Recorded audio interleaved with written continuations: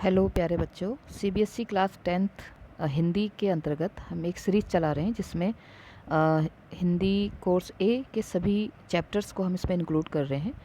और मेरा प्रयास है कि इसके बाद सिलेबस कंप्लीट होने के बाद फिर सैम्पल पेपर और मॉडल पेपर आप कह सकते हैं, उसकी हम प्रैक्टिस करेंगे और पूरा प्रयास करेंगे कि हिंदी में सब 100% अंक प्राप्त करें। तो इससे पहले के जो वीडियो हैं वो आप इसकी प्लेलिस्ट में जाके देख सकते हैं, उसमें मैंने अन्य चैप्टरों का भी एक्सप्लेनेशन दिया है। तो आज हमारा टॉपिक है सूर्यकांत त्रिपाठी निराला, उनकी कविता है जो उत्साह तथा अट नहीं रही है। ठीक है, तो जैसे मैं आपसे हर बार कहती हूँ कि सबसे पहले हमें रचनाकार को पढ़ना चाहिए, उससे हमें आधा ज्ञान हो जाता है कि रचना का निर्माण किस प्रकार हुआ होगा और उसमें किस शैली और किस विचार का प्रयोग ज़्यादा हुआ होगा या कैसा प्रभाव में ज़्यादा दिखता है। तो आज जो हमारे राइटर हैं, जैसे मैंने आपको कल जयशंकर प्रसाद पढ़ाया था, तो मैंने आपको बताया था कि जयशंकर प्रसाद छायावाद के एक पिलर हैं, तो उसी पिलर में एक सूर्यकांत त्रिपाठी निराला जी भी हैं। तो इनका जन्म, इनके पहले जन्म के विषय में थोड़ा पढ़ते हैं।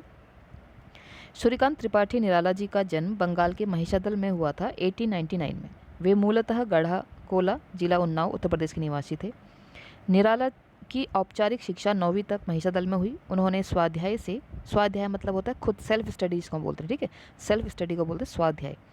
संस्कृत, बांग्ला और अंग्रेजी का ज्ञान अर्जित किया। जैसे मैंने आपको कल भी बताया था कि पहले के समय में भाषाओं का ज्ञान प्राप्त करना एक अच्छी बात होती थी। आप सिर्फ, जैसे आज हम सिर्फ अंग्रेजी भाषा की तरफ बढ़ रहे हैं, ऐसा नहीं था। अंग्रेजी, फ्रेंच, इटालियन, ऐसी भाषा को हम पढ़ रहे हैं, लेकिन पहले क्या होता था, जो हमारी भारत की भाषाएं हैं, अन्य भाषाएं हैं, क्षेत्रीय भाषा, उनको भी सीखा जाता था।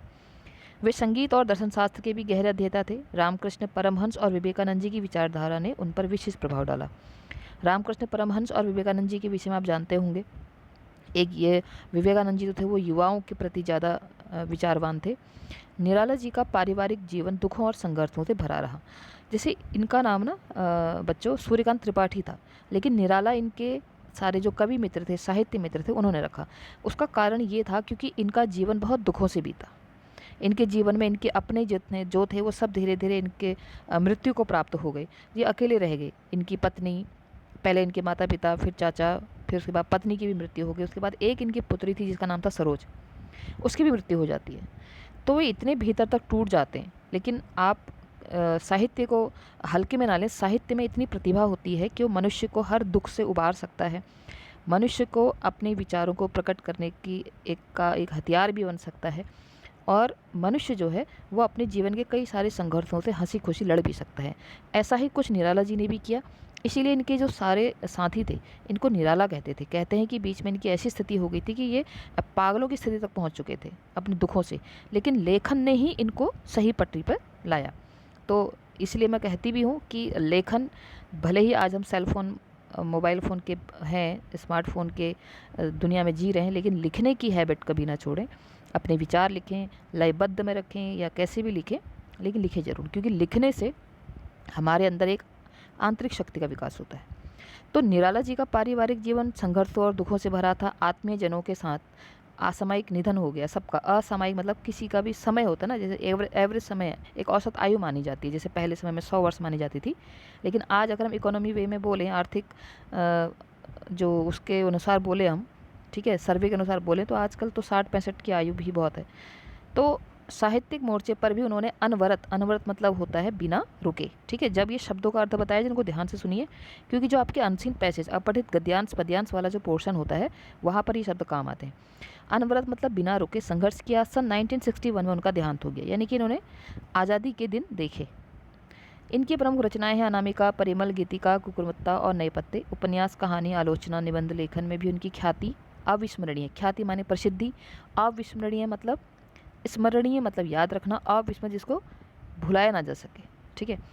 निराला रचनावली के 8 खंडों में उनका संपूर्ण साहित्य प्रकाशित है। अब आते हैं जो ये है अंतिम पैराग्राफ। निराला विस्तृत सारोकारों के कवि हैं। दार्शनिकता, विद्रोह। अब दार्शनिकता का तो रीजन यह है क्योंकि वो विवेकानंद जी और परमहंस जी के जो थे उनसे विचारधारा से प्रभावित थे। विद्रोह, क्योंकि मैंने आपसे कहा विवेकानंद जी युवा पक्ष के थे, तो अगर जैसे हमारे आदर्श होंगे वैसे हमारे विचार होंगे। विद्रोह, क्रांति। क्रांति का अर्थ क्या होता है? क्रांति का अर्थ हमेशा लड़ना नहीं होता। क्रांति का अर्थ होता है परिवर्तन। अगर हम अपने आदतों में, हम अपनी जीवन शैली में अगर कुछ भी परिवर्तन लाते हैं, वो भी एक क्रांति है। प्रेम की तरलता और प्रकृति का विराट तथा उदात्त। अब अगर छायावादी कवि हैं तो प्रकृति का विराट रूप तो ये भी बताएंगे, जैसे आपको बताया था कल, जयशंकर प्रसाद हो गए, सुमित्रा नंदन पंत हो गए, महादेव वर्मा हो गई, ये प्रकृति के साथ जुड़े हुए कवि हैं। तो प्रकृति का विराट तथा उदात्त चित्र, उदात्त मतलब होता है दयालु, उदात्त वाला बड़ा चित्र, उनकी रचनाओं में उपस्थित है। उनके विद्रोही स्वभाव ने कविता के भाव जगत और शिल्प जगत में नए प्रयोगों का संभव किया। देखिए इनकी कविता आपने एक 8th क्लास में पढ़ी होगी, ध्वनि, तो उसी से हमें पता चलता है कि उसमें इनकी पहली पंक्ति थी, अभी ना होगा मेरा अंत, अभी अभी तो आया है मेरे मन में मृदुल बसंत। तो जो व्यक्ति हर तरह से निराश है, उसके बाद भी उसमें एक मोटिवेशन है कि अभी मेरा अंत नहीं होगा, बसंत ऋतु के प्रति समर्पित वो कविता थी।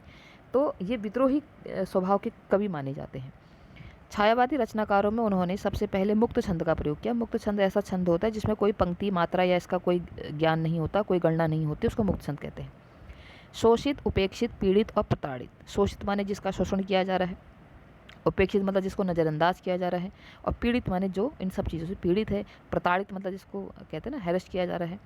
उनकी कविता में जहाँ गहरी सहानुभूति का भाव मिलता है, वहीं शोषक वर्ग और सत्ता के प्रति प्रचंड प्रतिकार का भाव भी। प्रतिकार माने तो बदला, ठीक है। तो ये हमने पढ़ा सूर्यकांत त्रिपाठी निराला जी को कि उनकी रचना कैसी थी, ठीक है, उनका जीवन कैसे बीता और उनकी रचनाओं में हमें क्या क्या देखने को मिल सकता है। तो सबसे इंपॉर्टेंट जो मैं आपसे कहती हूँ, ये पाठसार, यहाँ पर आप पेंसिल लेके अपनी बुक में बैठिए और अंडरलाइन कीजिए यहाँ पर, ठीक है। उत्साह एक आह्वान गीत है, सबसे पहले इस पंक्ति को अंडरलाइन कीजिए। उत्साह एक आह्वान गीत है जो बादल को संबोधित है। यही प्रश्न आ जाता है कि उत्साह कविता कैसा गीत है, या उत्साह कविता किस प्रकृति की किस रूप को संबोधित है। तो उत्साह आह्वान, आह्वान का मतलब क्या होता है? आह्वान का मतलब होता है पुकारना, किसी चीज़ को आवाज़ लगाना, जो बादल को संबोधित है। अब संबोधित तो बादल को है, लेकिन इसके माध्यम से मैंने कहा था ना, छायावाद में क्या होता है, छायावाद में प्रकृति के माध्यम से मनुष्य को सीख दी जाती है। जैसे पहले के समय में आपने स्टोरी सुनी थी ना, उनका नाम याद नहीं आ रहा है मुझे अभी, हाँ, पंचतंत्र, विष्णु शर्मा की। तो उसमें क्या होता था, उसमें जंगल के जानवरों के साथ शेर, भालू, लोमड़ी, ठीक है, खरगोश, इनके माध्यम से मानव को सीख दी जाती थी ना, कि चालाक लोमड़ी, होशियार खरगोश, प्यासा कौआ। तो ये जो पंचतंत्र की कहानियाँ थी, इसमें क्या होता था, इसमें जीव जंतुओं के माध्यम से मानव को संदेश दिया जाता था। तो यहाँ पर कवि क्या कर रहे हैं, छायावादी कवि क्या करते थे, प्रकृति की किसी भी चीज़ को उठा लेते थे और उसके माध्यम से मानव को संदेश देते थे। बादल निराला का प्रिय विषय रहा है, यानी कि इसका मतलब यह है कि निराला जी ने बादल को सिर्फ यही नहीं, कहीं और भी अपनी कविता में प्रयोग किया होगा। कविता में बादल एक तरफ पीड़ित प्यासे जन की आकांक्षा को, पीड़ित प्यासा मतलब जैसे जिस धरती में बहुत गर्मी हो रही हो और वर्षा ना हो रही हो, तो उस पीड़ित प्यासे जन, जन माने लोग, की आकांक्षा माने इच्छा को पूरा करने वाला कहा है। तो दूसरी तरफ वहीं बादल नई कल्पना और नए अंकुर के लिए विध्वंस, विप्लव और क्रांति चेतना को संभव करने वाला भी। उन्होंने कहा है कि बादल सिर्फ प्यासे जन की आकांक्षा को पूरा ही नहीं करता, वो क्या करता है, नई कल्पना लेके आता है, नए अंकुर लेके आता है, अंकुर मतलब नया जीवन, और विध्वंस और विप्लव, विप्लव का अर्थ भी क्रांति होता है, और क्रांति चेतना को संभव करने वाला भी है। कवि जीवन को व्यापक और समग्र दृष्टि से देखता है। व्यापक मतलब बड़ी दृष्टि से, है ना। व्यापक का क्या होगा, संकुचित, ठीक है, व्यापक का क्या होगा, संकुचित। समग्र दृष्टि से देखता है। कविता में ललित कल्पना, ललित माने सुंदर, और क्रांति चेतना दोनों है। मतलब एक तरफ तो यहाँ पर ललित भाव भी है, सुंदर भाव भी है, जिसको हम कोमल भाव भी कहेंगे, और दूसरी तरफ क्रांति चेतना भी है, अवेयरनेस की बात भी है, परिवर्तन की बात भी है। सामाजिक क्रांति या बदलाव में साहित्य की भूमिका महत्वपूर्ण होती है। ये तो बहुत महत्वपूर्ण है। कभी क्या, साहित्य और समाज एक दूसरे के पूरक हैं। कभी साहित्य समाज का निर्माण करता है, तो कभी समाज साहित्य का निर्माण करता है। जैसे आज हम देख रहे हैं, चाहे वो आप किसी भी इंटरनेट के माध्यम से कह लीजिए, या किसी भी सीरियल के माध्यम से कह दीजिए, तो बच्चा उन चीज़ों को देख रहा है, तो वो सीख रहा है, तो यानी कि वो चीज़ें समाज बना रही हैं।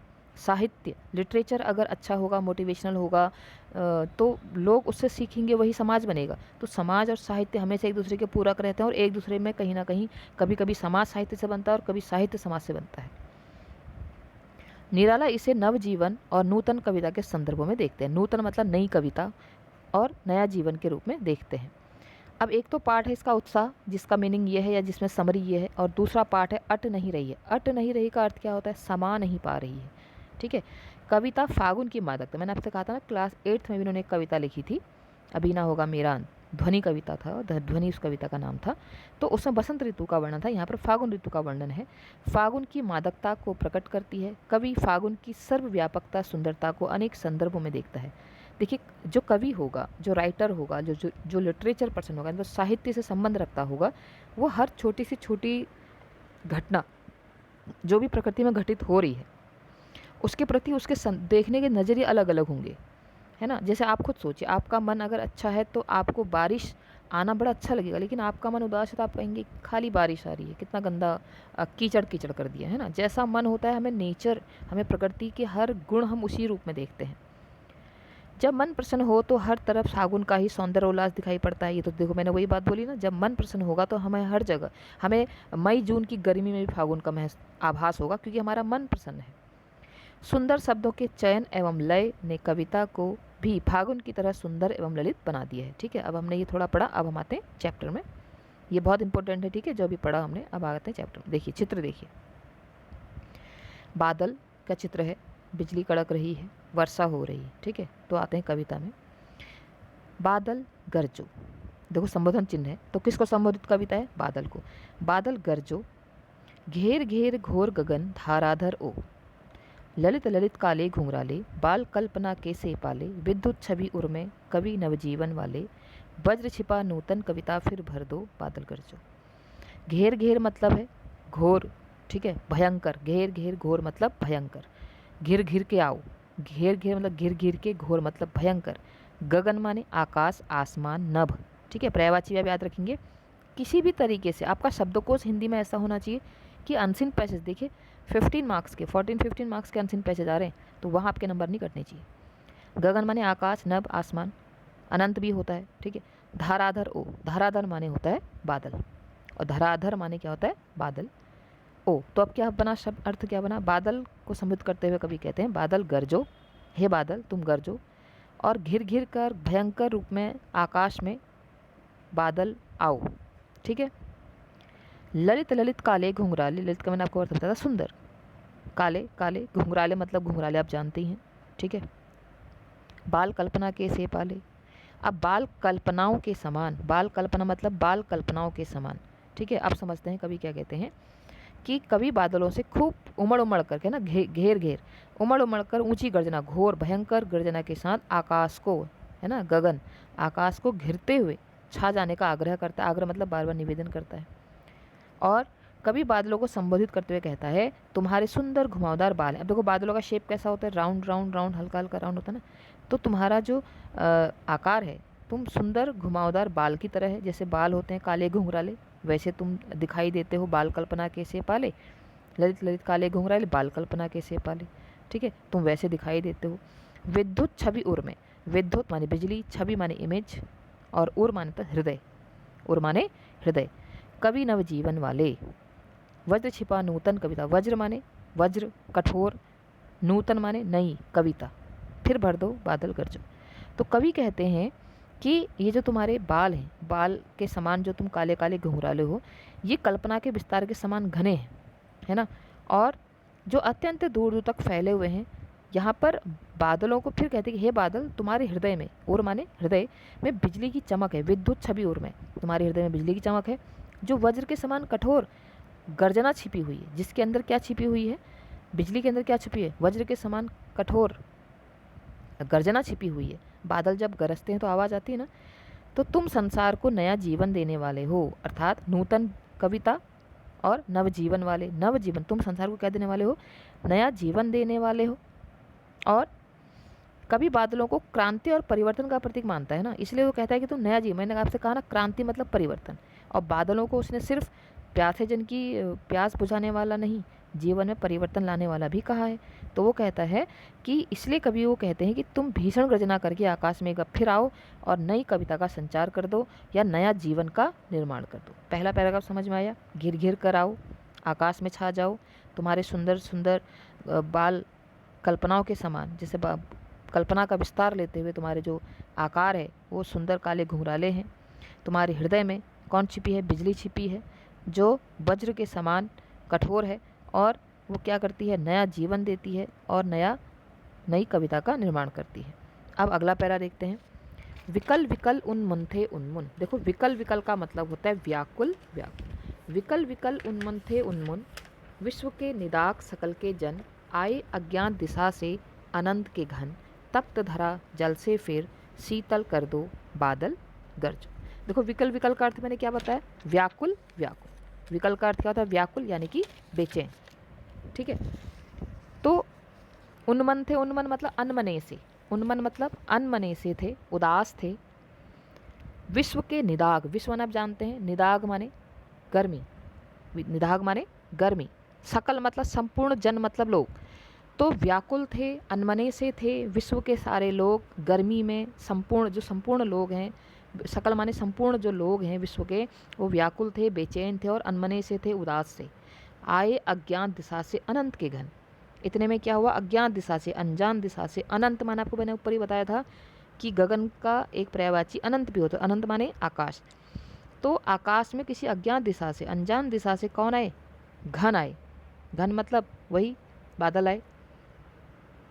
तप्त धरा जल से फिर शीतल कर दो। तप्त मतलब तपती हुई धरती, धरा मतलब धरती, तपती हुई यानी कि जलती हुई धरती को जल से फिर शीतल कर दो, ठंडा कर दो, शीतल माने ठंडा कर दो, बादल गरजो।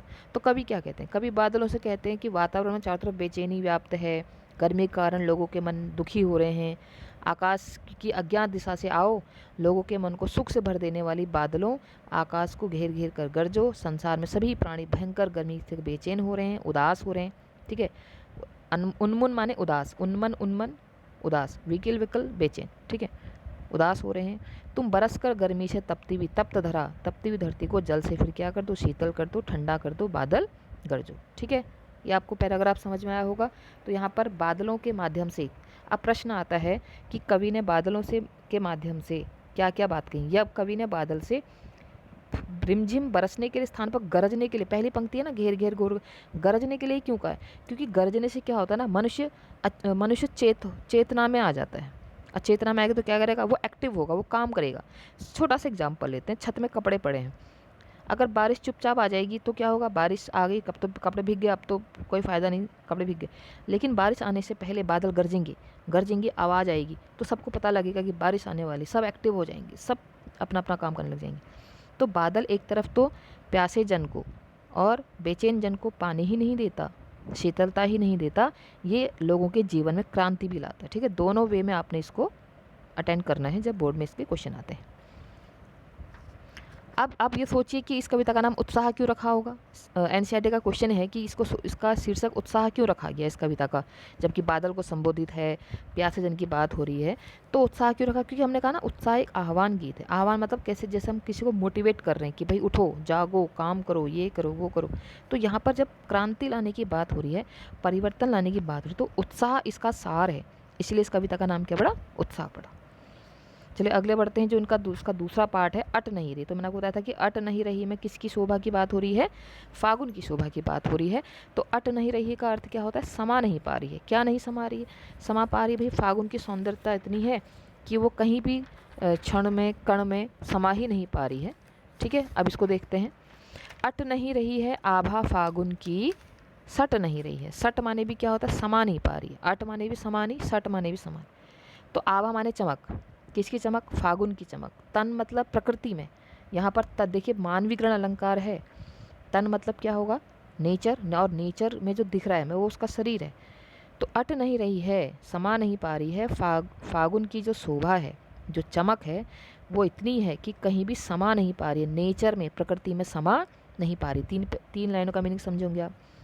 कहीं सांस लेते हो घर घर भर देते हो। देखो फागुन के समय में हवा चलने को सांस लेने से तुलना की गई है, तो ये मतलब मानविकरण अलंकार है पहले तो, है ना। मानविकरण अलंकार में क्या होता है कि प्रकृति की किसी भी ऐसे जिसमें चेतना ना हो, नेचर जो है, कह सकते हैं हम निर्जीव वस्तु में अगर जान डाल दी जाए तो उसमें क्या होगा, मानविकरण अलंकार होगा। तो सांस लेना मानव का गुण है, लेकिन ये गुण किस में दे दिया, फागुन में दे दिया। कहीं सांस लेते हो घर घर भर देते हो, उड़ने को नभ में तुम पर पर कर देते हो। तो कवि कहते हैं कि जब इस समय, अब फागुन का मौसम कैसा था, पहले फागुन का मौसम को समझाओ। फागुन कैसा होता है, फागुन के मौसम में चारों तरफ नई नई कोपले फूट रही होती है ना, बसंत और ये फागुन, ये सब फागुन के महीने में सबसे अच्छा त्यौहार कौन सा आता है? होली का त्यौहार आता है। कहीं सरसों के फूल हैं, कहीं नई नई कोपलें फूट रही हैं, और मौसम में ना अत्यधिक गर्मी होती है ना ठंडक होती है।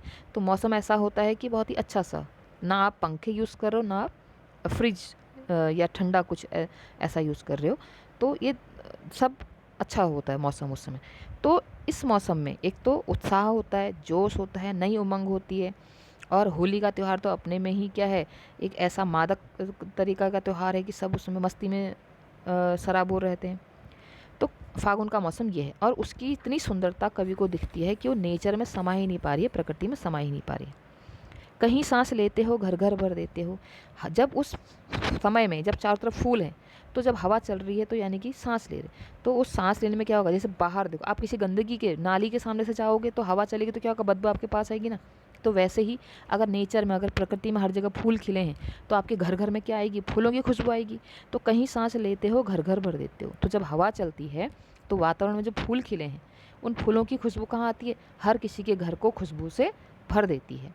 संपूर्ण वातावरण में जो खुशबू फैल रही है वो हवा के साथ हर घर को भर देती, घर घर भर देते हो।